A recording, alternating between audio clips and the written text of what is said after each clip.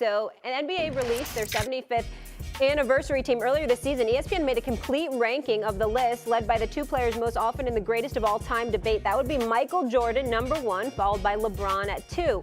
LeBron's agent and longtime friend, Rich Paul, had some interesting comments to The Athletic recently, saying the road for LeBron was just as hard, if not harder, than the road was for Michael for a number of reasons. And I think the biggest reason is everyone wants you to do something the way somebody else did it previously. LeBron was a kid. The media wanted LeBron to be like Mike. They wanted Michael to speak to them in any capacity, which he probably didn't. They wanted Michael to be his friend, which he probably wasn't. They also wanted LeBron to act like, be like Michael, and he was not. Stephen A., who had the harder path, LeBron or MJ? I'll always say MJ. I'm a bit older than JJ Redick. Obviously I look it, although I think I look younger than I am. You look but great. I definitely am old. I definitely am old school to the core. I think about the road to prosperity that Michael Jordan had to travel. I think about what the 76ers were in the 80s, what Boston was in the 80s, what the Lakers were in the 80s. And although Michael Jordan didn't win a title, the road that he had to travel to ultimately ascend to the point that he got to once the 90s rolled around says a lot to me. I think that LeBron James, it's not his fault, but NBA rule changes had changed drastically from the bad boy Pistons to the New York Knicks with Anthony Mason and Charles Oakley and all of these guys and what have you. And so I just look at it from that perspective, and I think about what Michael Jordan had to endure because of the physicality of the game, the rules that were allowed, some of the things that they did in terms of hand checking and all that stuff, but just the physicality that they allowed overall.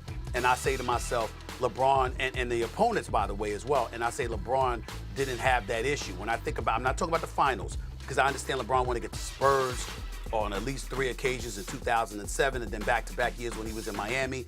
Oklahoma City was young, but you still had Kevin Durant, Russell Westbrook, James Harden. I think about Dallas with just Dirk Nowitzki, Jason Kidd, Jason Terry, and those boys. Yep. And then, of course, the Golden State Warriors when we look at it. But I'm just of the mindset that that physicality played a very, very significant role in terms of what the NBA was allowing, the kind of things that were going on. And I view it from that perspective, and that's why I come to the conclusion that the road was tougher for Michael Jordan. Stephen A., I grew up watching Michael, and I think it's him and LeBron. I completely agree with this list.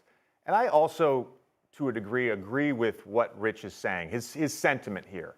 And I'll tell you why. Because each generation of greatness raises the bar for the next generation.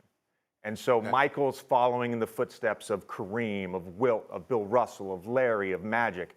And then Michael set the bar so high. And if anyone has come close to that bar, it's LeBron. It's LeBron. Okay? And Kobe. And Kobe. Well, can I share a story real quick? Story time? Sure. Real quick? Go ahead. All right. Sure. So 2001, I had the opportunity to play in Colorado Springs in the USA Basketball Youth Development Festival. This is during the finals. So, we're watching Lakers, Kobe, Shaq versus the 76ers. It was my first time playing against LeBron. He was on the North squad. I was on the East squad. And I remember we were in the dorms in Colorado Springs after this week of basketball was over. And we were going around, what are we going to take back from this camp? What are we going to go tell our friends when we leave? And my homie Sean Dockery, who went to Duke with me, he said, I'm going to go back to Chicago and I'm going to tell everyone I just saw the best basketball player ever. And when you think about what he said, I've thought of this moment so many times in my life. We were 16 years old. We were 16 when Sean said that. And he wasn't wrong. He wasn't wrong. Like, LeBron, if it's not Michael, it's LeBron. And LeBron, because of the amount of media pressure, the expectations.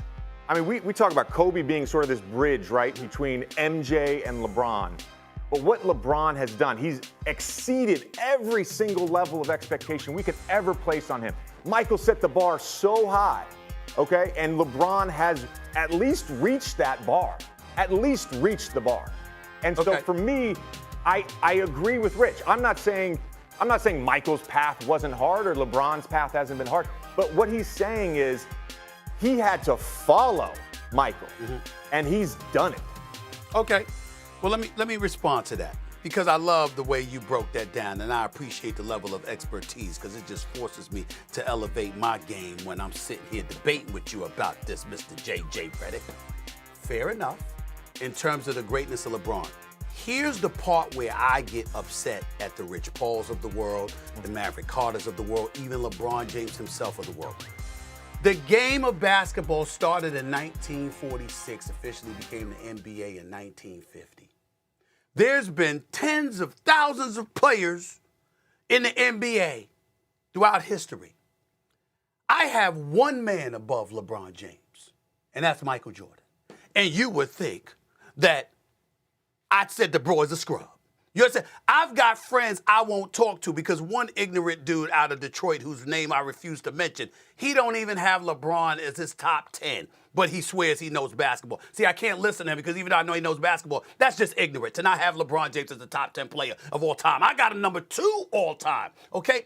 Now, to have him number 2, let's dissect who I'm putting him above. To accentuate JJ Redick's point, I got a 19-time All-Star, 6-time league MVP, a 6-time champion in Kareem Abdul-Jabbar. I got LeBron ahead of him. I've got an 11-time champion in 13 years in Bill Russell. I have LeBron ahead of him. I have Wilt Chamberlain, who once averaged 50 points in a season, once scored 100 points in a game, and a career 22 rebound per game center, who they had to change the rules for. I got LeBron James ahead of him. I have a 5-time champion in Magic Johnson, the greatest point guard in history. I got LeBron ahead of him. I got a 5-time champion in Kobe. I got LeBron ahead of him. I mean, the list just goes on and on. No matter who you put up there, I got LeBron ahead of all of them. The debate is LeBron versus Jordan, not LeBron's greatness. No one's bringing into question his greatness, the road he had to travel to his prosperity, all of this stuff. We all get it. But when we compare him to Jordan, we have to take into account what the Eastern Conference was for many, many years that he went to those 10 NBA Finals. Thanks for watching ESPN on YouTube. For live streaming sports and premium content, subscribe to ESPN+.